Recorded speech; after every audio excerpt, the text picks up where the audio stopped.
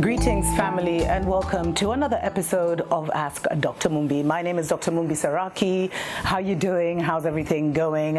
I hope, family, that your life, your story, your narrative is leading you to a path and to a space and to a timeline of peace, because one of the biggest lessons I learned from 2023, family, is that it's not in chaos that we manifest our greatest power, but actually when we're calm and we're peaceful and we're joyful, that's when we really see what we're made of. But I feel like, especially for us chosen ones, remembering that we chose ourselves in a way, we've been refining being powerful in chaos, or transmuting or alchemizing chaos into something that works for our lives. We had to work in that chaotic energy and learn how to move in that chaotic energy and to survive, not only survive, but to thrive. We acknowledge the ancestors in the wind, family. They are always with us.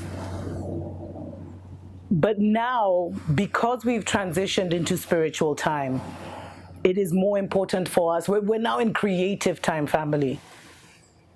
It is now for us to be, manifesting as we were always meant to, from a place of joy, from a place of peace, from a place of power. Special shout out to everyone that supports us on Patreon. Thank you so much for supporting us on that platform, family. We appreciate, love you so much. Definitely consider supporting us either through a love donation on PayPal or through Patreon, family, so that we can continue to bring you more of the news. We have actually increased our programming again due to the support we've been receiving. So thank you, thank you, thank you. So, I've been receiving a lot of testimonies about how you guys have overcome, how you've either overcome toxic environments, how you were finally able to cut yourself off from, toxic bosses, toxic, families, toxic spouses. And congratulations, family. Congratulations. It is not easy to do. But the general vibe I get in all your emails is like it took a switch of perspective. It's like you had to come from a place where you didn't believe in yourself. Like once your image of yourself changed, everything else changed. And I wanted to do this show to kind of remind us, because sometimes, the childhood was so heavy, family. There was so many illusions. There were so many lies told to us. There was so much grooming that was done to make us believe we were either wicked people or bad people, or we had no morals, or we were like this, or we were like... There was so much put into that, family, that it's taken up so much room in our lives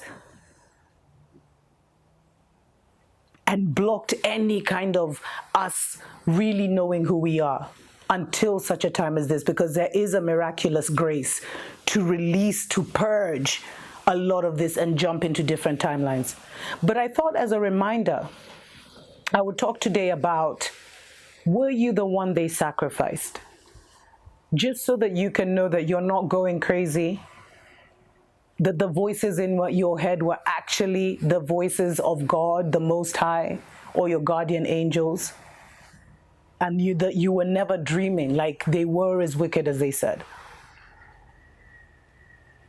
Because you see, the world we lived in was based on the God-Jesus matrix. And I'm not even here to debate all that. But it was all that thing of blood sacrificing. And sacrificing to a certain, to Moloch. I've done so many videos about that. Where Moloch gave those who sacrificed to him, this God, power and wealth and all that thing. And a lot of the secret societies still use that. That's why when you go amongst the so-called elite family, or those who are in secret societies and their lives are moving a certain way, if you get to know them a bit deeper,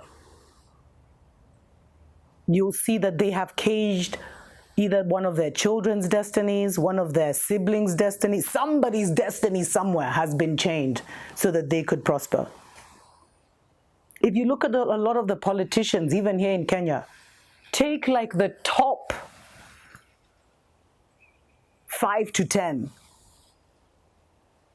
and then dig a little deeper to see whether they lost a mother, a father, a brother, a sister. Some will even go to the lengths of their own child. Go and see, look at when they were starting their campaign season, because Kenya is seriously the blood sacrifices are too much. These guys are just doing it so openly. Like, especially after this presidency came into power, Mara, the deputy president, they had to go to his brother's funeral. Then Sijui, the governor of where the child, whoever has died. Like, just have a chronological look.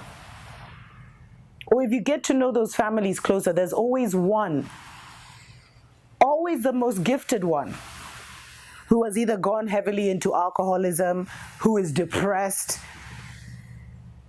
who is almost caged at home, who has nightmares, who they'll try and convince you has some kind of mental disorder or another.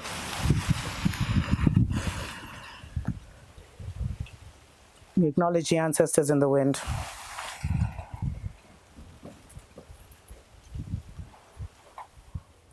We don't even want to go too deep in this. We just want to give you this quick message, family. So there's always someone who is sacrificed, and usually that person is called the so-called black sheep.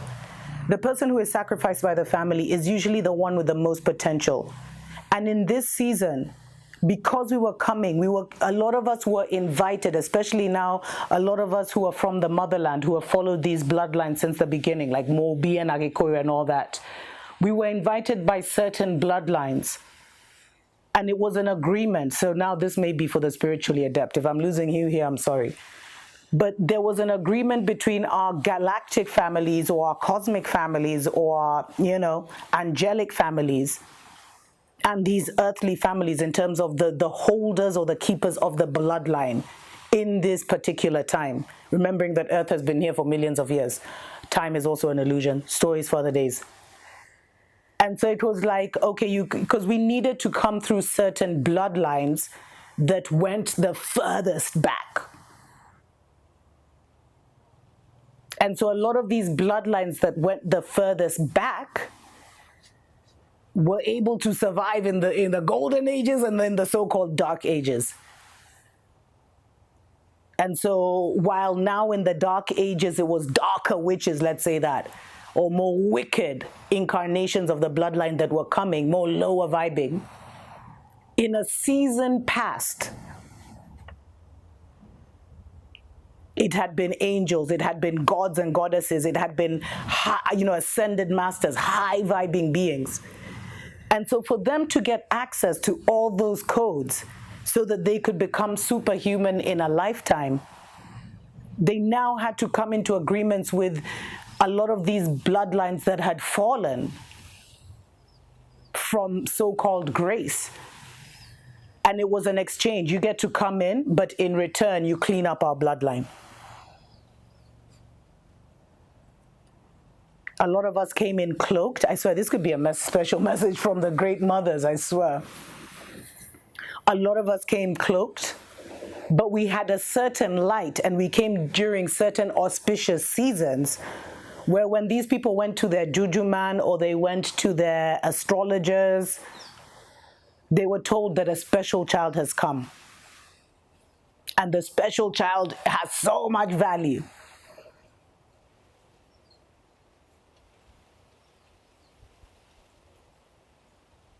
But they would be told that, that they would see a certain transformation happening at a certain age, maybe 21, maybe 22, maybe 30. And so you'd be given the season in which you can siphon energy. And sometimes you'd even be told like how much time you had to take them out, because a lot of the dark witches family, you see, when it was the golden ages, wow, this is going so deep. I don't even know if I'm going to release this, but let me talk about it. In the golden ages, high priestesses would kind of transfer with love their gifts to the next generation. There would be a transference when, when a goddess or when a master, a human master, a high-level being, when they were leaving, there would be a transference of their gifts and abilities with love. But now, when we came into the dark ages, the evil ages, the opposite of living, live, evil, anyway.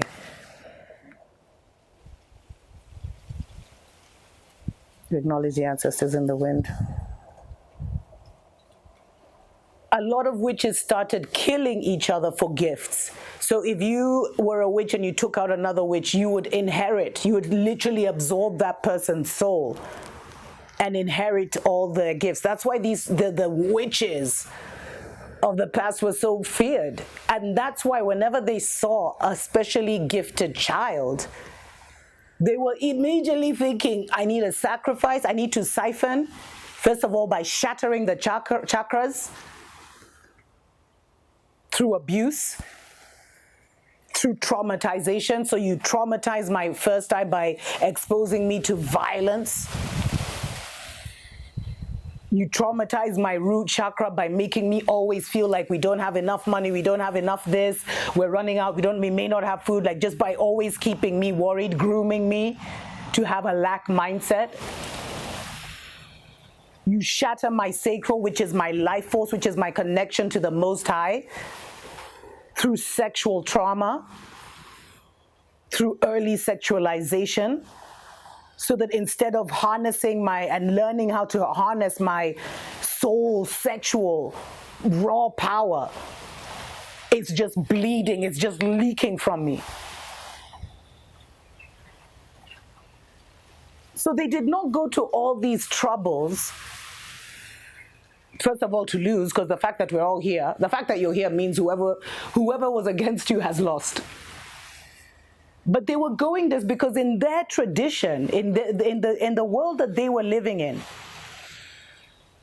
if they killed a fellow witch, they inherited their powers and they became the head of them all. It's like all these kingdoms. You kill the king, you inherit that kingdom. It was that kind of mentality and mindset. But then you see, we entered this space where two worlds were transitioning. There was a famous book that used to be called The Beautiful Ones Have Not Yet Been Born or Are Not Yet Born. Definitely recommend reading that. It's a classic. But now the beautiful ones, they're not only born, they're here, family, living, adulting. But there came a time when it was divine beings now started to return to the realm. And these high priests and high witches who had become the matriarchs of the evil age saw these as like big shiny things. They'd never seen this kind of energy, this kind of soul, this kind of spirit. And the immediate thing is, let's strip their power so that we can enhance our group, so that we can enhance our family, and let's control them, let's do this, let's traumatize. And they're the masters of control through trauma, through violence, through all these kind of things. And that is how we got into this dance with the devil, family. The devil being those, most of the time in our own family, who were greedily trying to take something from us. And there's so many layers to this, because some of us, the families aren't even our families. We were taken from somewhere. Did they know the golden children were being born? Could they identify the golden children who were coming in? Those are stories I'll have to cover in another episode, family. But what I really wanted to talk about, and I think I've gone too far on this video, was, were you the black sheep? And let me just mention it quickly. If you want me to go deeper into this, leave it in the comments, family, and I'll definitely consider doing it. Or email me, mumbi.seraki@gmail.com, and just label it Ask Dr. Mumbi. We usually go with the most popular ones. But what happens if you were the one who they stole from, who they chose as the only son who would be sacrificed for the world being their family? You were probably ostracized for no reason since you were a child. Most of us, no one ever remembered our birthdays. No one celebrated our birthdays. But there was always these grand parties for our cousins, our brothers, our sisters. But no one seemed to connect that. The whole family seemed to be on script about you. Whereas whether it was your aunt, whether it was your grandmother, whether it was your mother, there was always a narrative and a grooming that was going on with you. You have to appreciate your mother more. Why are you like this? Why are you like that? Where they tried to make you feel inadequate. They tried to make you feel like you weren't appreciating everything that was being done for you, etc., etc. But they groomed you, all of them together. It was like a chorus to feel a certain way about yourself. They never, your mother's or your father's brothers and sisters never really wanted you around their children. They never really wanted you at their place because they knew what was being done to you. They knew what was being done in your life. And you'll find that if you were the one that sacrificed, the biggest battle has been setting yourself free from your family. And first of all, just overcoming years of gaslighting and grooming that had made you feel like you were the one in the wrong, that you were the one with the issue, that you were the one that was asking for too much, or whatever the situation was, family.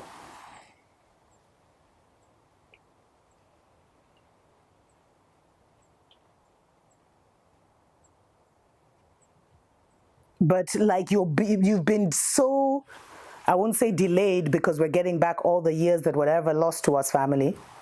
That's why I say pick an age and stick to it. Don't celebrate your birthday because it ages you, family. Pick an age. 28, 32, whatever. 25. Anyway. You'll find that now and in your adult life, you're not really close to any family. You've had to be okay with being alone. Christmases and all these family holidays were torture for you. And if you're like me, it reached a point where you just, for your own survival, you just had to stop attending family events, be it funerals, because they love to invite you to the funerals, but they won't invite you to the weddings. Anyway, all of them are rituals.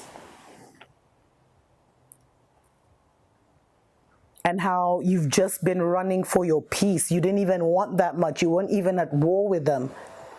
And how it broke your heart to realize that they were at war with you.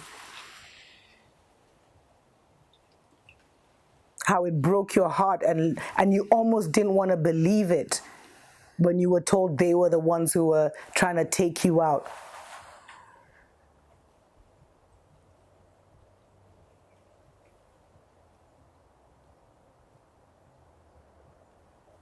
And if you've been the black sheep in your family, then you should know that you're something special, family.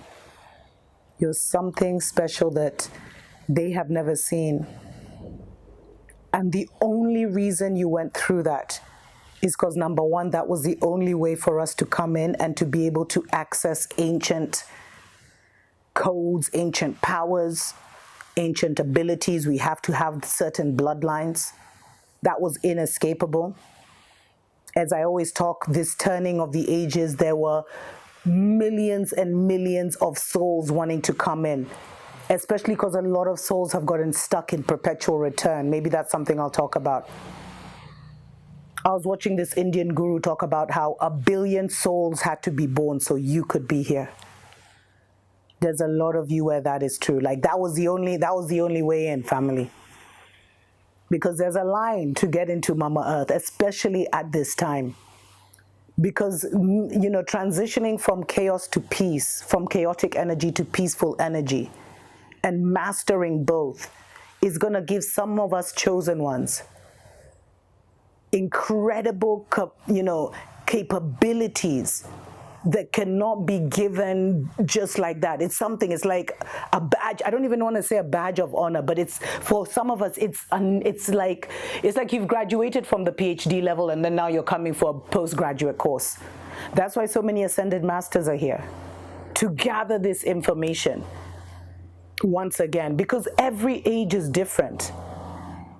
And so even if I was an ascended master in a previous age, or Jesus in a previous age, there was a way that that energy worked then.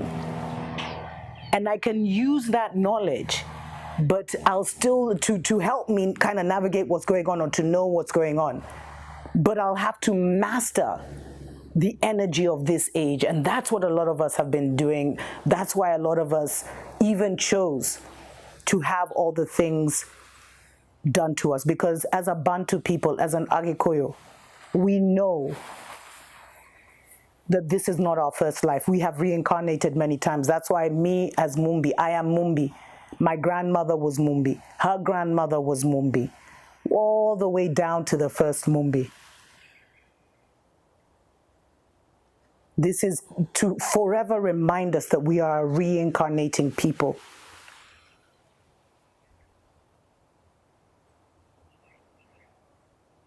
Anyway, let me leave it there. Special shout out to every single person that supports us on Patreon. Thank you so much, family.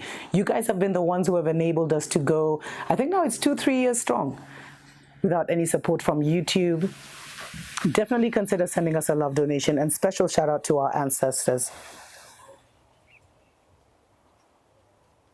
Tuko pamoja. Tuko pamoja.